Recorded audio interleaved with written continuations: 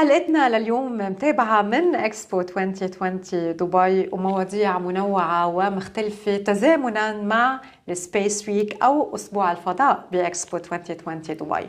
ضيف جديد هالمرة من رواندا سبيس Agency. بيسعدني رحب CEO of Rwanda Space Agency, Mr. Francis Sengabo. I'm very happy and honored to have you with us today. Thank you for having me here, Rana.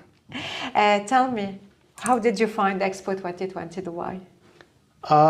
Very busy and very eye-opening. A lot of things to see, a lot of things to discover. Yeah. So very interesting. Yeah, you have a beautiful pavilion as well at Yes. Rwanda Pavilion. I visited the pavilion. It's very nice, and I'm happy to learn about Rwanda story, the culture, as well the rich country as well, and the beautiful greenery, the beautiful wildlife that you have. Today we are here to talk about the space agency at Rwanda. Let me start and ask you, how old is the space agency at Rwanda? The Rwandan Space Agency was created last year in August. So we are only 1 year old. 1 year old. And you are here today at Expo 2020 to as well maybe create a space message and to tell people more about Rwanda and the space. What's the main goal, mission, vision of Rwanda Space Agency? The Rwanda Space Agency was created with one mission, which is to develop the space sector and the space technology for the socio-economic development. It can be socio-economic development of Rwanda, of course, but it's something we can also export outside once we developed the services. If they can work in Rwanda, they can also work outside. Can you give me examples? A straight example is, for example, developing services that can help to monitor agriculture. So once you've developed it with machine learning and artificial intelligence, it can work perfectly in Rwanda, so you can also export it in other countries, in other spaces, other areas. Beautiful. So, I don't know how beautiful and magical is our future. I think the future is brighter because there are new developments coming in. There are a lot of services. So what we are doing now, we could not do it in the 10 years, last 10 years. So in the future, we'll have many monitoring tools that are going to help us to reach, for example, the UN SDGs, the Sustainable Development Goals. So this is something we are working on in our space agency. Yeah, we just as well mentioned with our guest today that how connected is space and sustainability. And here we come again to mention this topic again. Mr. Francis, how important is to be part of the space industry at Rwanda? What are the benefits to Rwanda being part of the space industry? It's first of all a privilege to be in a sector that is developing very rapidly. As you might have been following, the space agency is now entering, a space sector is now entering in a phase where we're going to see a lot of development with the development of technologies like small satellites. 10 years ago, to send one satellite in the space, you had to need a lot of. It's a huge system, tons of kilograms, hundreds of kilograms. But now with a 50 kilogram or 100 kilogram satellite, you can have good services.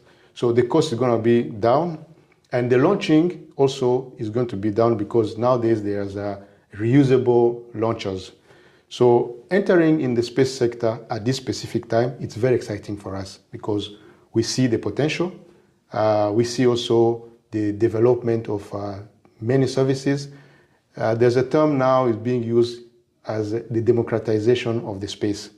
So new entrants can easily go into space using those technologies. So we see that the future is going to be brighter, as we said, and we hope that with those services, we're going to enhance and harness the development of our country. Who is working at the Space Agency, at the Rwanda Space Agency? What caliber, from which fields, what type of people are working at the Space Agency? I'm always curious about who are these people working at space agencies. You're right. It's a very good question, because people think that in order to work in a space agency, you have to be a very bright engineer.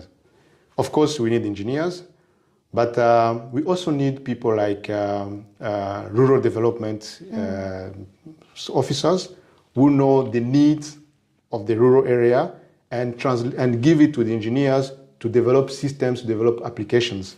So we have currently programmers who are developing artificial intelligence programs and algorithms, developing machine learning. But we also have people in the social science who understand, for example, the transportation, the movement of people, and give us the needs so that we could use the machine learning to use the satellite imagery, satellite services to monitor, for example, how our transportation is being done and how we can improve the mobility of our people. Okay, you see from different fields. And Exactly. Is the new generation at Rwanda interested in the space? Yes, as I said, we only 1 year old. And but from maybe when you meet kids, when you meet teenagers, do they have this interest when you ask them about their dreams? What do they want to be? Do you hear the word astronaut from them? Do they want to be maybe in the astronomy field and the space agency? Yes, so much so, because